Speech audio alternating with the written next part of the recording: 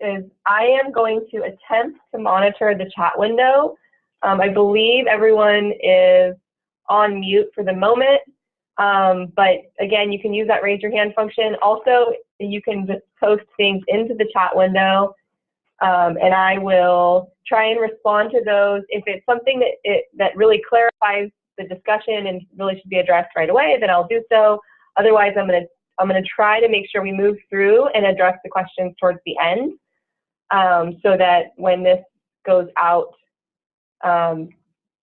to folks who weren't able to attend, that we make sure that all of the content was covered. Okay, so this is the program review training for research and data, and I'm calling it the inquiry-based reflection and planning training. And all right, I'm seeing a chat. There we go. No.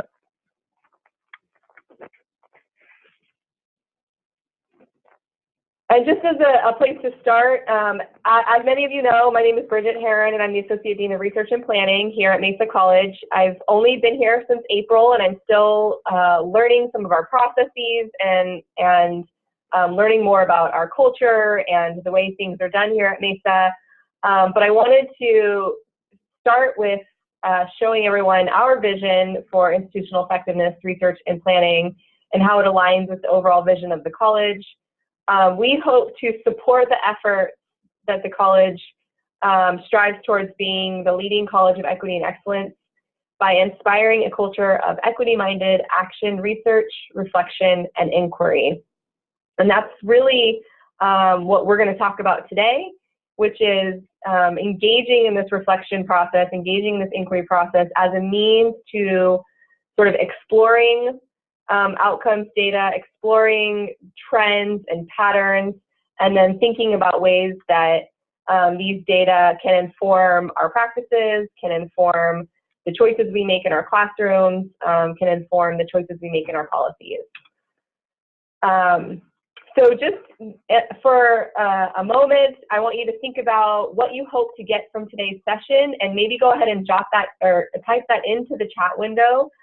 So that as we go through today's session, I will make sure that all of, or as much of your guys' needs are addressed as possible as we go through the hour that we have together. Here are the things that we plan to cover, that I plan to cover. We're going to talk about the institutional effectiveness section of Task Stream. We're going to review, briefly review the data packets and the new data dashboards that are available. We will review additional resources that are available for you to access that exist beyond the Mesa campus. And then we'll discuss some strategies for identifying patterns and trends in data, and any additional things that you pop up in the chat window here, we'll also try and make sure we address as well. So this starts, our program review process typically starts with feedback from the prior year, as I'm learning, and this is some of the feedback that we received from the 16-17 program review cycle, which was, again, the 16-17 cycle, and the questions and the data that were provided at that time were developed in response to feedback from the 15-16 cycle. So we're constantly, this is an iterative process, and we're constantly trying to create a structure that is meaningful, and that we provide tools and resources to support the work that we're asking of folks in this program review cycle. So some of the feedback we received from the 16-17 cycle is to broaden the focus of the data and questions. And as I understand it, the 15-16 feedback was that the program, the data questions were a little bit too broad. So in response, the 16-17 questions became more narrow, and we hope that with the 17-18 questions, you'll see that we really shot for a middle ground, where we identified some clear areas of focus, but also allowed for more breadth and areas of exploration to add additional comments or additional areas of focus. The second piece of feedback, consistent processes and supplemental information are needed for resource requests. So we've added some additional data and some additional metrics so that folks can hopefully use those tools for their resource request processes. And then also just to note that while the overwhelming majority did indicate the data they received was helpful, there were still folks who indicated that the data didn't help their programs or the planning for their program's future. And so we've, again, always hoping to improve the tools and resources we provide. We've added some additional metrics that we'll go over in a moment into our data packets. So here's a brief look at TaskStream. And we're going to be looking at anthropology here. And I'm going to attempt to share another screen. So bear with me while I move into my browser so that I can pop through some things in real time. But what you're looking at here is sort of your welcome screen. And this is once you've selected your program and you're actually in your program's workspace.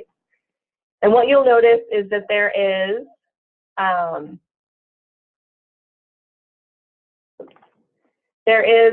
here on the left side of your screen, you'll see the program review data and resources link, and then you'll also see outcomes and assessment, and then IE data analysis. And I apologize, my arrows have shifted. They should be a little further down.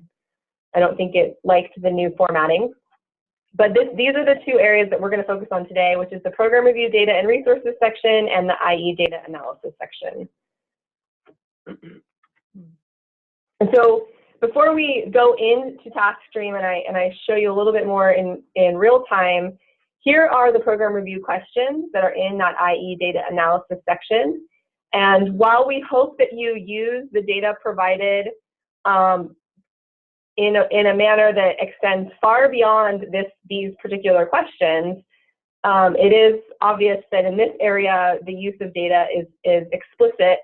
So that's where we are going to focus. But again, the data packets that we provide through TaskStream and through the program review workspaces can really provide reflection and dialogue and conversation that extends far beyond the program review writing process. And we hope that through that reflection process and inquiry process that hopefully that programs will start to engage or continue to engage in conversations around outcomes data and equity data and enrollment and headcount data in a broader sense as part of the typical sort of goings-on of the department. So the first part of the program review IE questions asks you to sort of reflect back on your 16-17 program review update. And so for those of you who might be new program review writers, you will likely have to go into the archives and find the 16-17 program review update and read it to see what was reflected in that document. So then during this section, you're going to be asked to reflect on the progress towards the goals that were identified in that program review update, identify strategies, identify the status of those projects, and then what improvements, if any, do you notice in your data. Those particular questions in 16-17 were very focused on course success and the college's overall goal of improving course success and asking departments to think about their contributions to that goal. So in this area, there will be, again, an explicit focus on course success data, and then also talking about barriers and obstacles that the program has encountered as a result of trying to enact some of these programs and activities that were identified. And then the second section of the IE portion asks you to look forward, and this is where we tried to broaden the focus, but we also want to maintain the really clear value of the college and vision of the college as being a leading college of equity and excellence. So you will see that equity and success is still integrated into these questions, and it still sort of is this vein running through the data analysis portion. But we've also asked folks to sort of think about these in a broader context. So the first question, in what ways, identify one major area of focus for your program. And in the actual task stream section, we give potential examples. So an example might be that you're looking to integrate your part-time or adjunct faculty more into department dialogue around learning outcomes, let's say. That's the focus of yours. So you would identify that as a focus, and then you're also going to then tie that focus back to the college's goal of improving student success. So then we're constantly making connections between the work we're doing sort of on the front lines in the classroom, in our counseling offices, in our administrative units, and how that is advancing the overall goals and vision and mission of the college. So in what ways does it contribute? And then the second part is, what shifts have you seen or do you hope to see in your program data that you would attribute to this focus? So this is asking you to sort of think about ways in which you might evaluate whether or not this focus has had the outcomes that you intended it to have. So the first part of that is, what are the outcomes you intended to have? And then looking through your data to discover if those outcomes are indeed happening, and if so, just reflecting on that, and if not, reflecting on that. And then the second portion of this question is, in what ways does this focus contribute to the college's goal of reducing equity gaps? So there's two sort of not mutually exclusive by any means, but two different focuses here. The first being generally on student success, and the second being more specifically on equity gaps. And then the same follow-up, what shifts have you seen or do you hope to see in your equity data that you would attribute to this focus?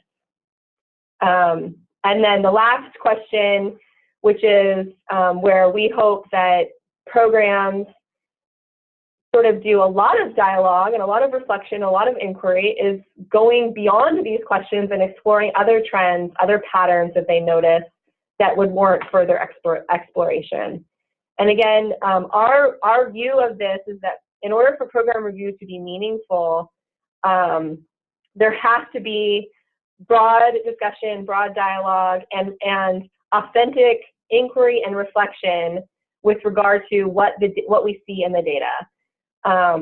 And we provide lots of different types of data, but it's obviously not comprehensive. We don't have the tools at the moment to provide the whole picture. So what we have is we have portions of the picture. And what we're asking folks to do is to reflect on the portions of the picture that we're providing to you, but you also have a portion of that picture that you can add to that reflective process that will hopefully create a more holistic view of what's happening. Or on the flip side of that, you might identify some patterns and have some hypotheses about why that pattern exists. And then in those types of circumstances, we'd hope that you come to us and collaborate, and we could create a partnership where we, design a study that then tests those hypotheses. Or even perhaps you have innovations or potential, pedagogies or different strategies or policies that you'd like to implement, and partnering with our office can help determine whether or not those things are achieving the goals you hope for them to achieve. So I'm going to take a moment, and I'm going to switch over to my live screen so I can walk through some things. But while I do that, I'm going to also allow a moment for everyone to update. And I'm looking through the chat window here.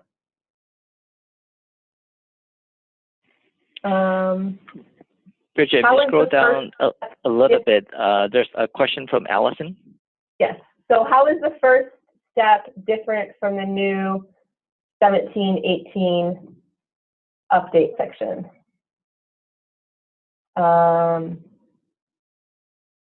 Sorry, I think maybe I was not clear. What I just showed you is the 17-18 update.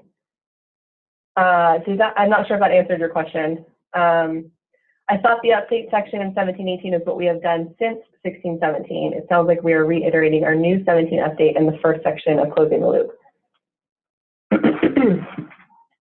So sorry, again, this is the update.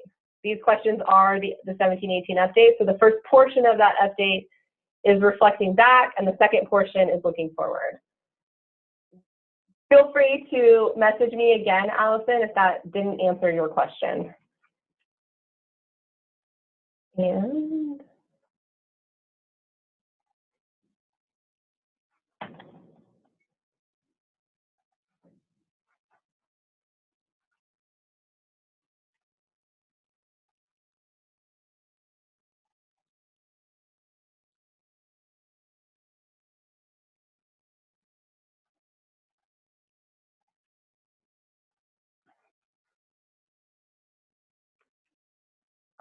okay, can you confirm that you're looking at my browser window now? Yes, we see anthropology in TaskStream. Perfect. Okay.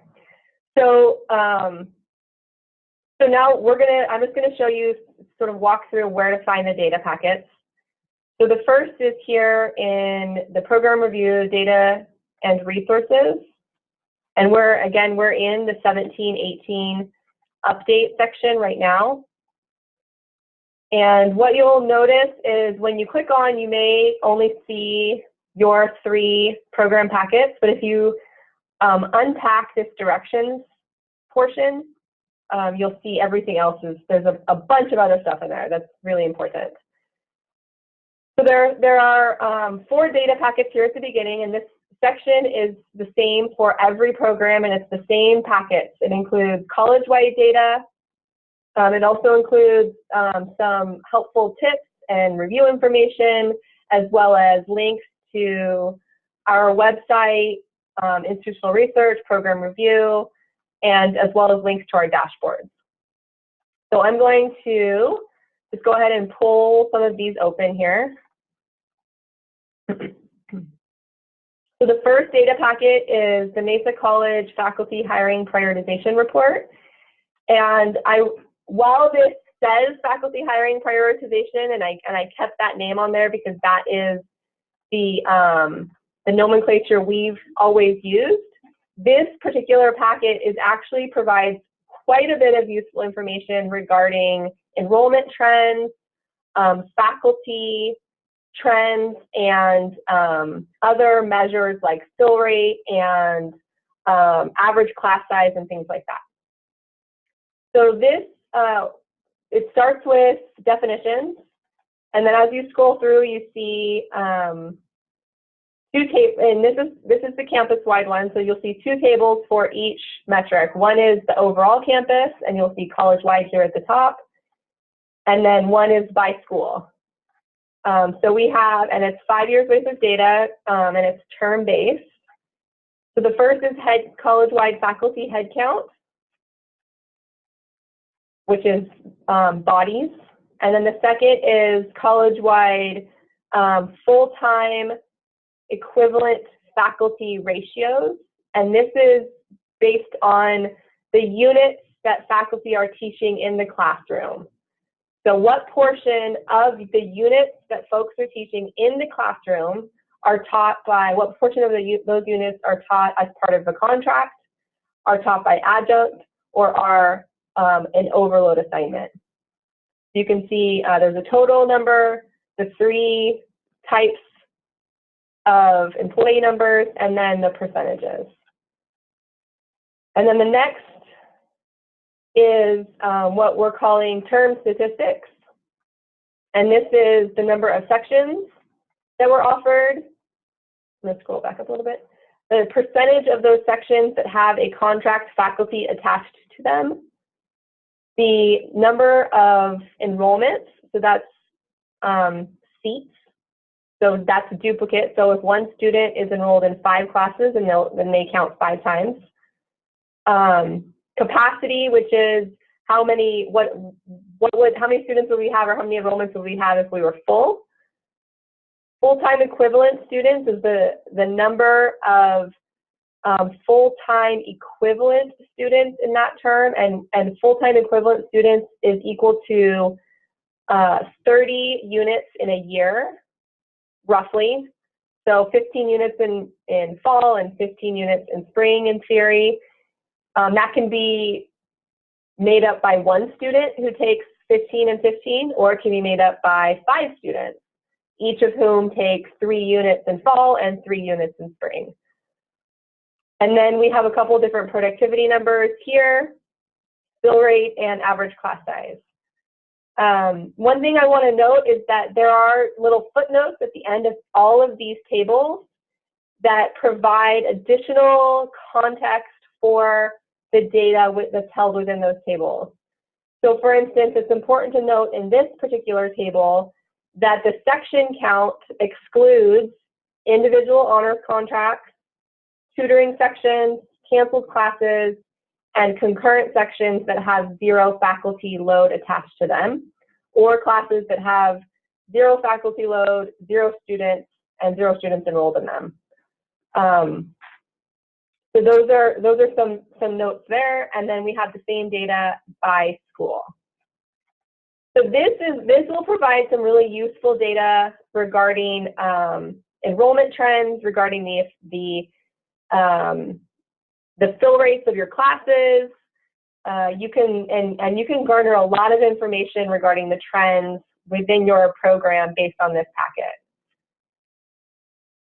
So the next one I'm going to show you is the outcomes packet, and I'm just going to show you the college-wide versions of each of these packets, but each program also has program-level versions of each of these packets.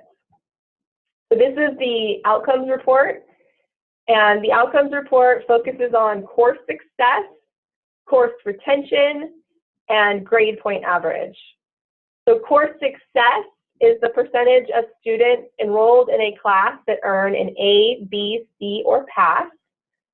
Course retention is the percentage of students enrolled in a class that receives essentially anything except for a W.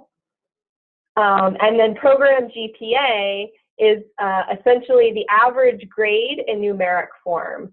So for instance, an A is worth 4, a B is worth 3, a C is worth 2, a D is worth 1, and an F is worth 0. Passes and no passes are not part of the GPA. So a 2.67 would indicate, let's say, a C+, average grade. So we have the overall, so the first table would be your program's overall outcomes. And then we'll have a handful of tables that are disaggregated by various demographic characteristics. So we have here by gender, by online status, by age, by first generation status, by enrollment status, by their educational objective, by the type of class that it was. So we have special designators that are assigned to sort of special types of classes, by ethnicity, and then we have a few cross sections. Here we have ethnicity and gender, so you can see gender across the top and ethnicity down on the left-hand side. And then here we have online status by ethnicity.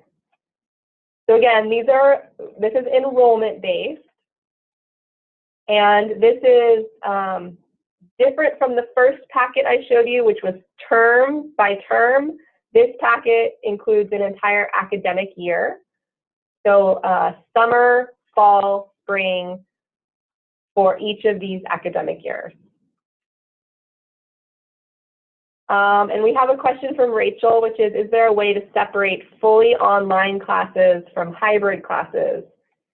Yes, there is a way to do that. We have them lumped together. If your program has a significant number of hybrid classes and you want us to separate those out for you, then you can definitely, I'll show you where our research request form is. Currently, we don't have that many sections that are hybrid, so for the purposes of this campus-wide project, it didn't make a lot of sense, but absolutely, if you have a lot of hybrid classes and you think it's important to separate those, definitely put in a request to our office and we will get a report to your department or program that has those separated. And then we have another question, is intersession tracked? Yes, intersession at this point is included in spring. We have some other additional tools that we're working on that separate intersession and spring, but because intersession is officially part of the spring semester, those are lumped in.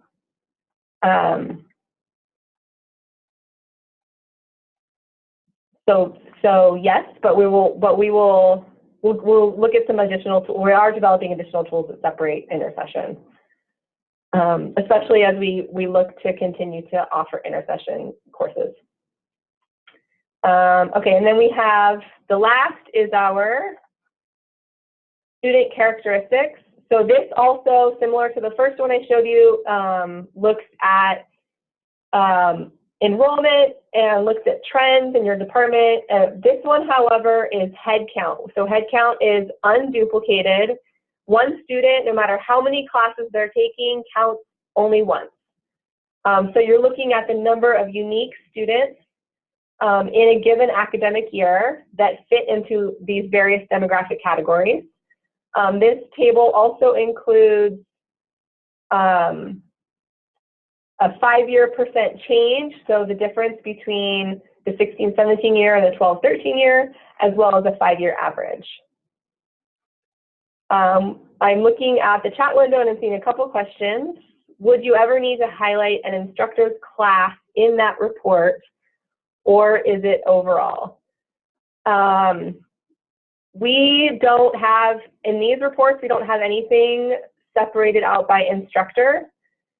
I guess I'm not sure what you mean by need.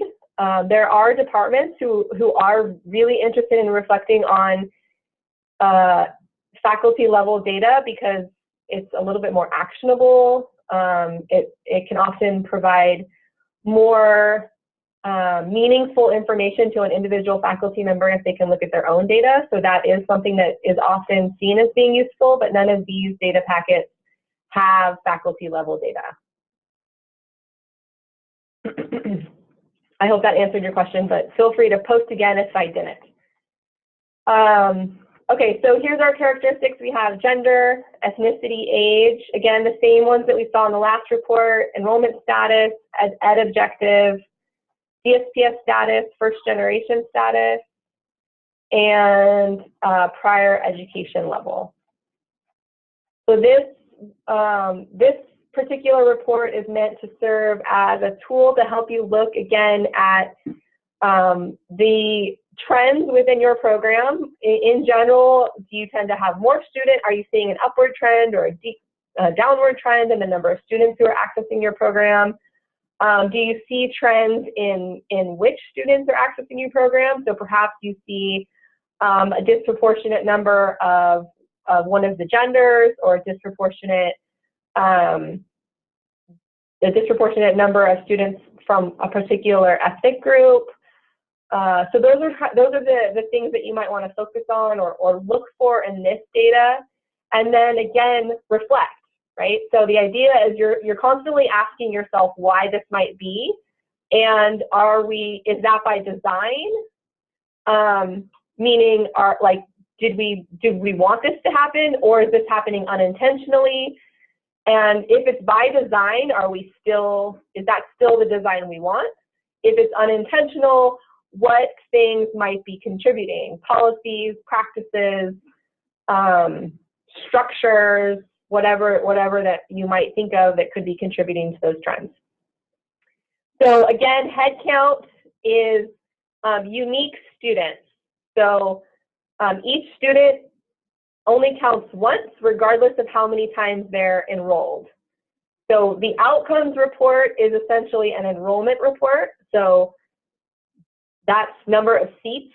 And then the student characteristics report is a unique student report. So how many heads or how many bodies, if that makes sense. Okay, and then so those are the three sort of typical data packets that folks have historically been delivered over the course of, I think, the last couple years with regard to program review. I am going to show one more that I didn't show last time, and see if I can get back to my home.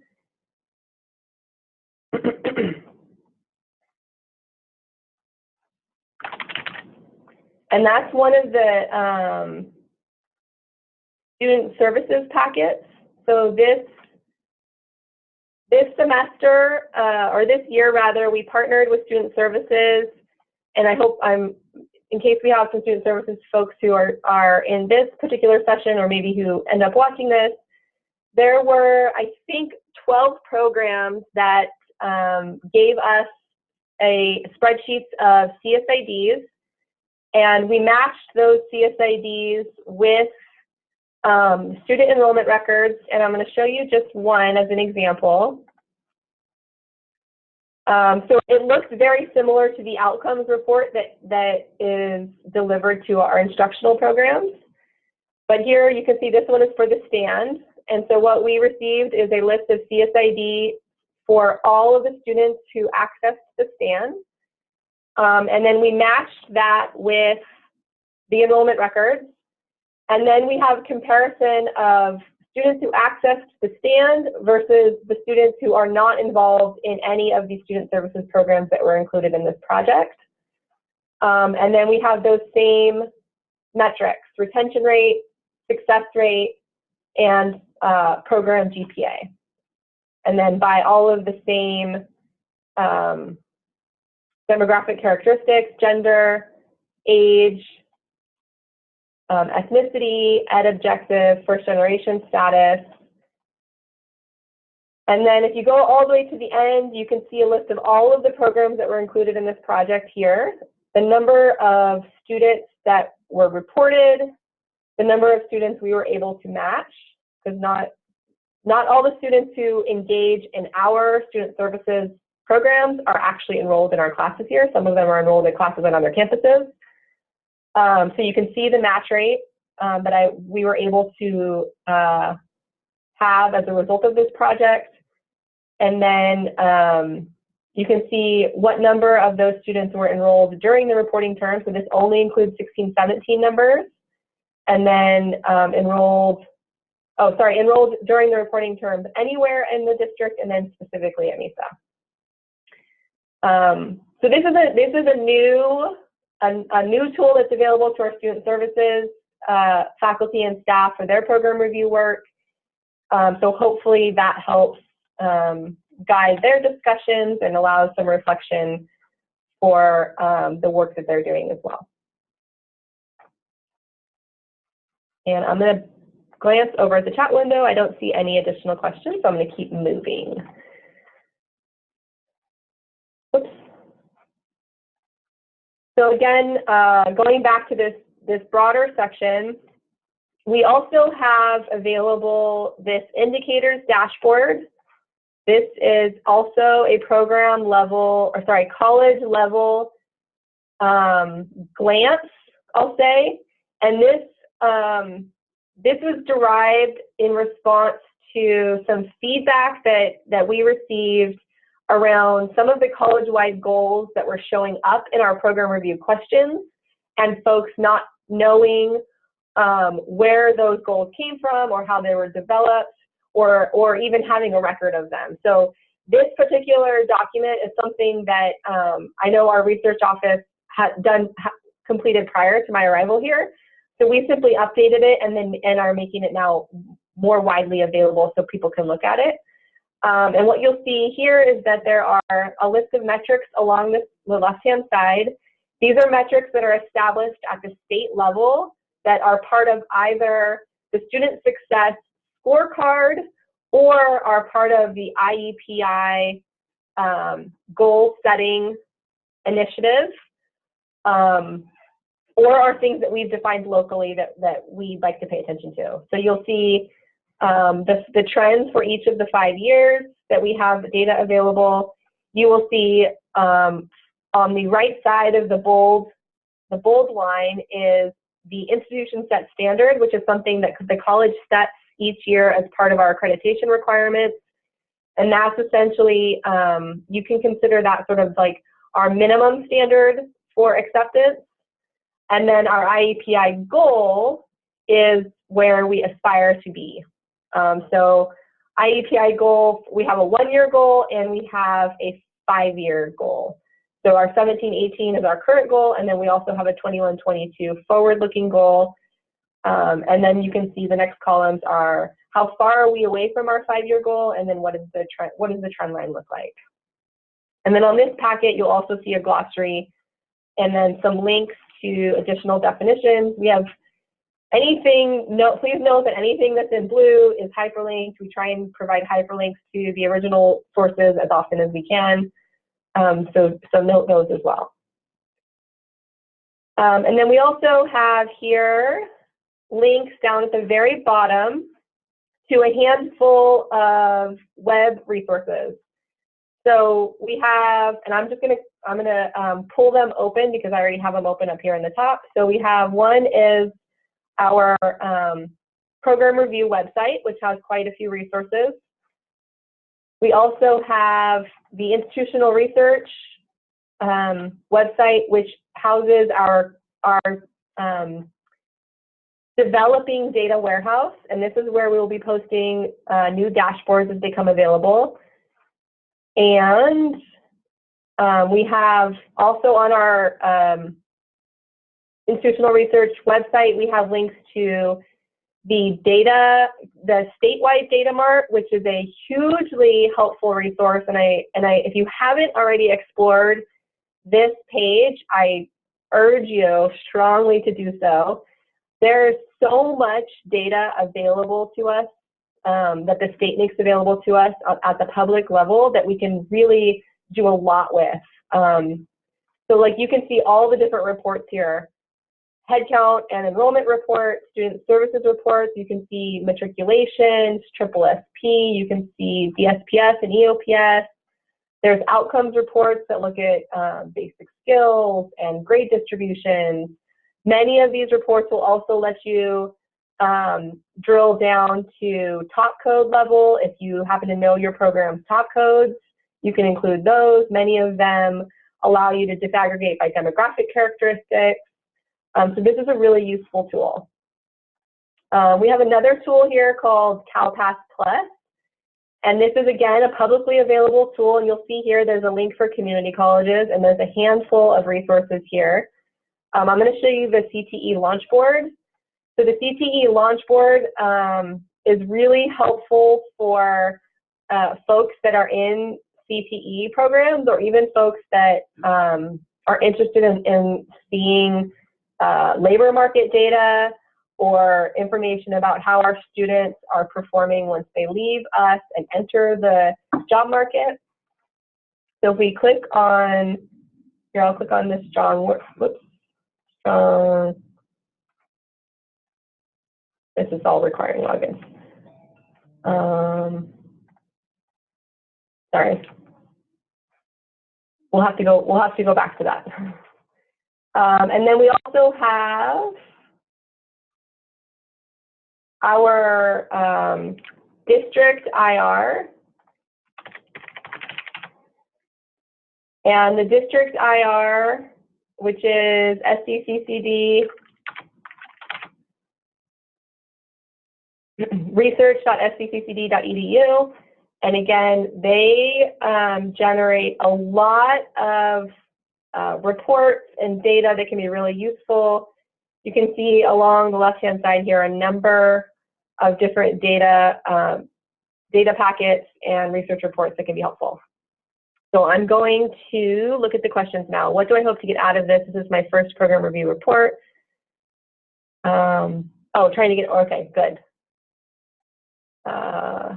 Assessment, oh, so another question that got brought up is where is the assessment data? You have to be affiliated. So there's a link here. If you can see my screen here, I'm showing you the outcomes and assessment link. That's the program review portion where you're going to reflect back on the outcomes assessment, but you have to be affiliated with the outcomes assessment in your department in order to see. Is that accurate, Charlie? Now, to locate outcomes assessment data, you want to reach out to your departmental outcomes coordinator, your doc, to get that information. If you don't know who your doc is, you can reach out to me and I can guide you in the right direction. Chris Clark, as her name is indicated here in that section, she's also a good point of contact for that information. Good. Okay, thanks, Charlie. So then the next thing I want to show you, which is sort of the next generation of program review data delivery, which is our new dashboards. So this here is our first, which is our program review dashboard, and it is an interactive version of the outcomes report that I showed you towards the beginning.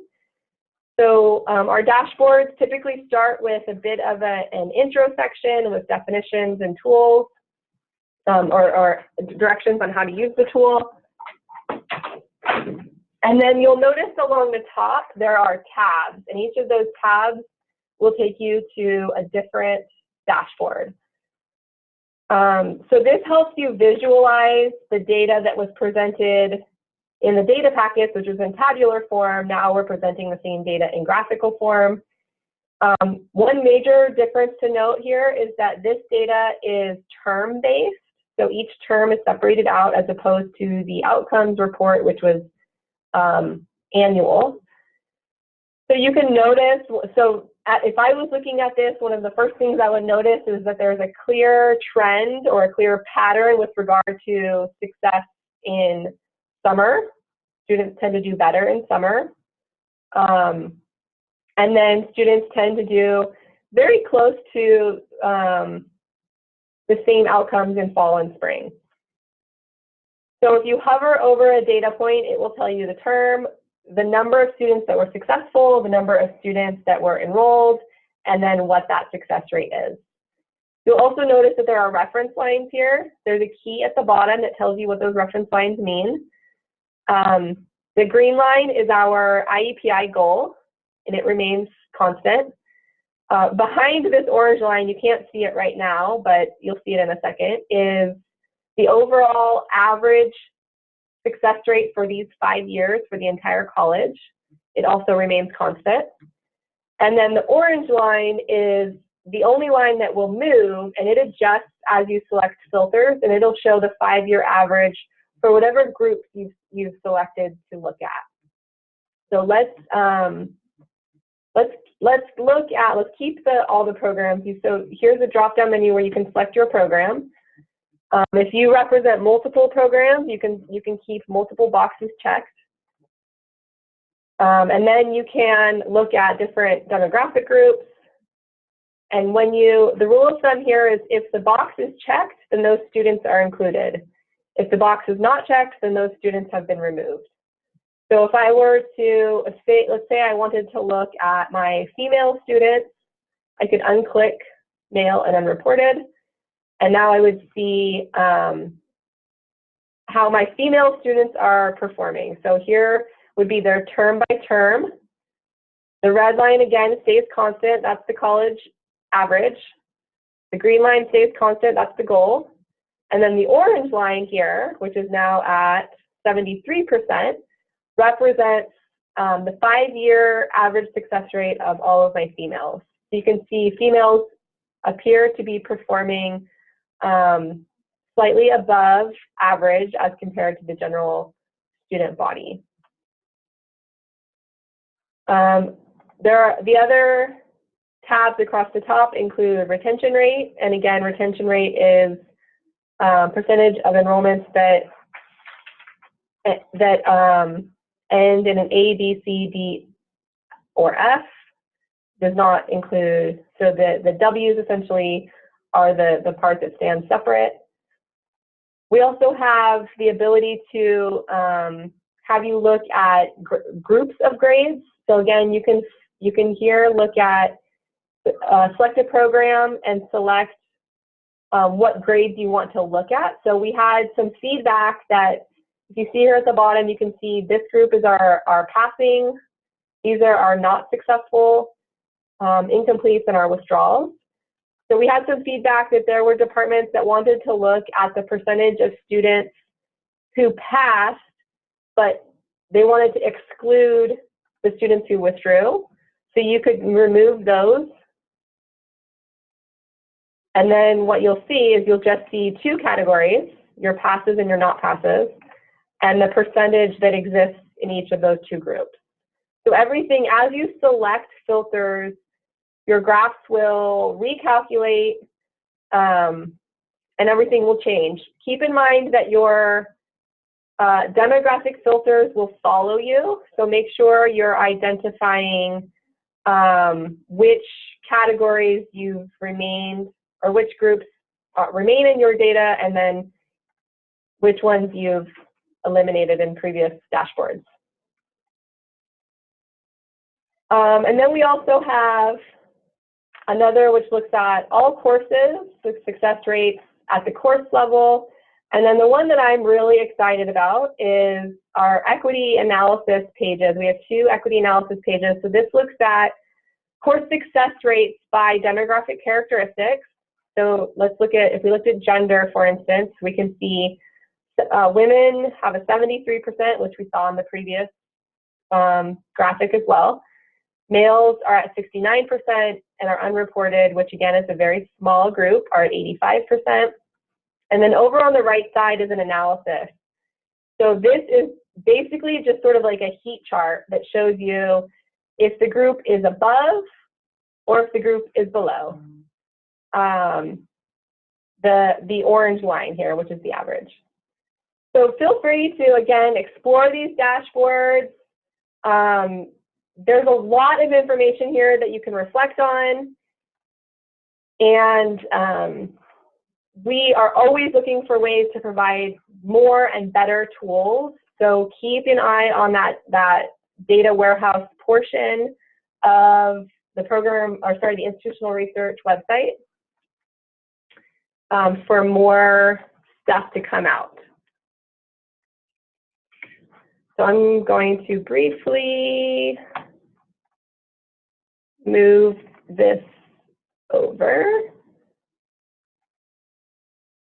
And I believe, can you guys confirm that you're seeing my my PowerPoint now again? Yes, we can see it.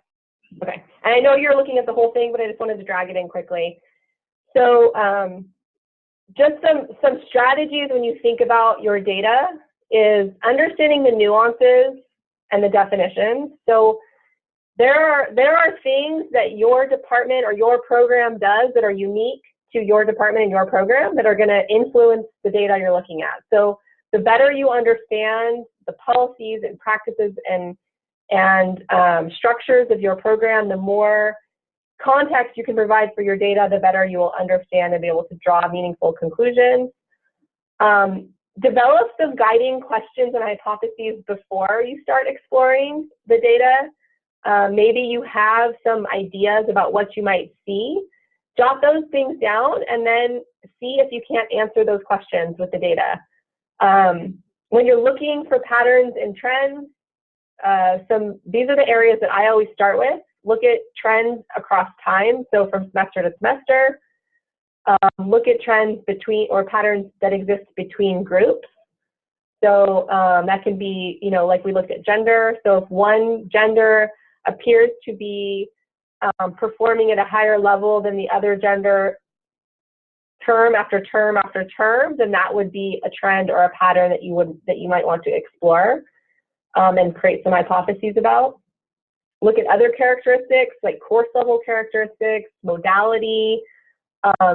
Think about the times the classes are offered, the prerequisites that are part of the course. If you are in a program that has courses that are designed for specific populations, thinking about those types of contexts. And then also looking at trends that occur between data sets, right? So you are going to look at your enrollment data and also how that might impact outcomes data. So perhaps you've seen a huge increase in a certain group of students taking your classes. And as a result, you're also seeing an influence or changes in your outcomes data. So you might want to, that would be an area where you would discuss, you know, what, are these two things connected, and start reflecting on that. Looking at outliers and anomalies can always garner really good information, especially when you're from a strengths-based perspective. If you see groups or courses or you know, modalities that are particularly successful, you might want to get a group together who's involved in those sections and explore what's different about those sections, and can those differences be replicated elsewhere to then improve success in other areas.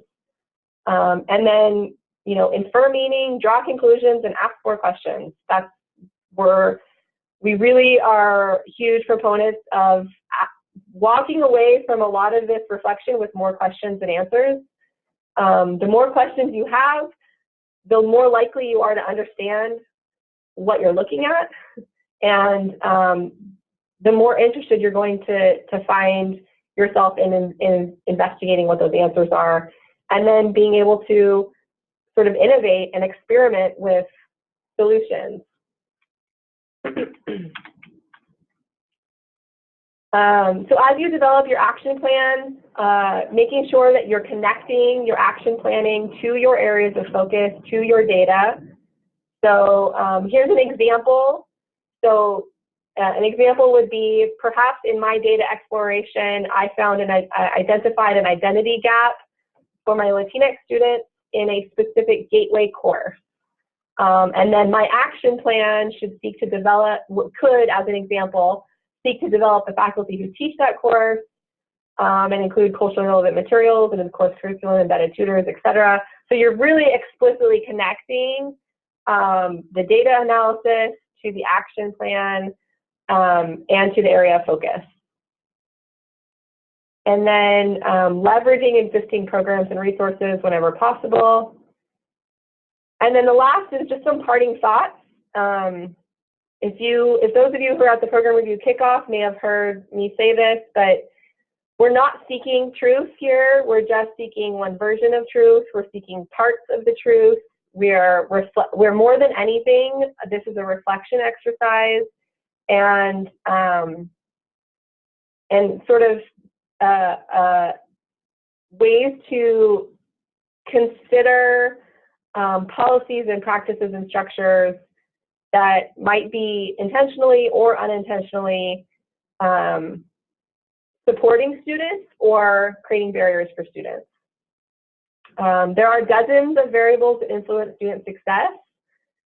There's no way we could capture all of that. We know that there are many out there, but keeping in mind that pervasive and persistent patterns can be compelling places to begin our work. So if we see patterns that exist across multiple years, across multiple contexts, then those can be compelling places to start exploring and to start looking at you know, potential improvements or reflections. Don't get trapped in false dichotomies. This is not an either-or world. This is often a both and you know, presenting many different options to help support our students is I think the best we can hope for. We know we're not in a one-size-fits-all institution. And so there doesn't have to be a, we do this or this, right? Data and assessment are inextricably linked to a culture that values effective pedagogy. All of the pedagogical strategies and techniques that we know work, we know they work because someone studied them and examined them and evaluated them and then supported that work, and then someone replicated that work over and over again, and then someone distributed that research out, and it made it to our classrooms and to our campuses. And so I believe that part of our responsibility as educators is to, A, continue to replicate and contribute to that knowledge, and also to, you know, continue to make sure that the work that we're engaging in is having the outcomes we intend it to have. And then our data, the student success data, is ideally learner-centered, not teacher-centered. We want to focus on the students here. We want to focus on the learners in the classroom and looking at trends and patterns that support the learners, rather than identifying, and part of that might be specific teachers that are particularly effective, but part of that is a lot, I mean, it includes a lot of other things as well. So that's all for me. I leave you with this quote from the brilliant Dr. Estela Bensimon.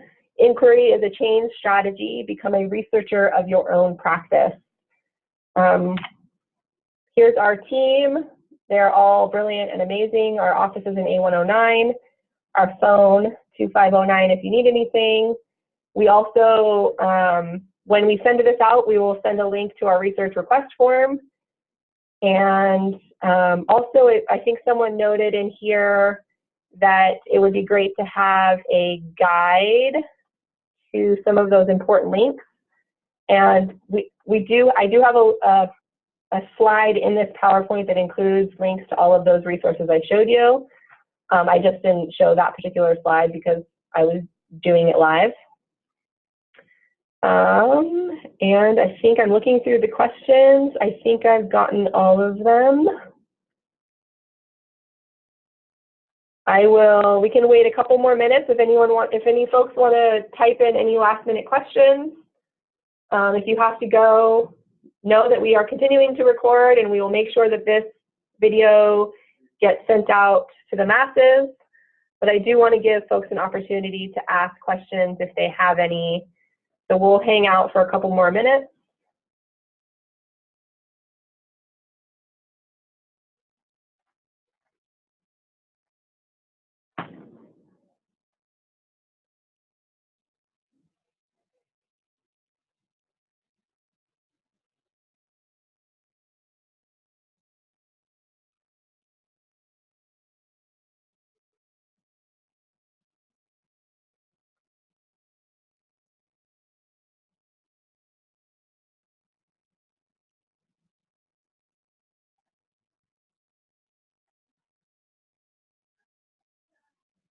So we say having direct access to assessment and outcomes data would be helpful. Having to go through the middle person doesn't seem efficient or timely. Yeah, I think I'm not sure that there's a particular policy against it. Bye, guys. So I think we can, yeah, definitely talk about having program review writers affiliated with the outcomes assessment portion, or the outcomes assessment workspaces. Yeah, we will talk about that. And Charlie is the brilliant mind behind our task stream operations. Cool, so it doesn't look like there's any other questions. So thank you all for joining us. I hope this was helpful and useful and effective, and we will see you around.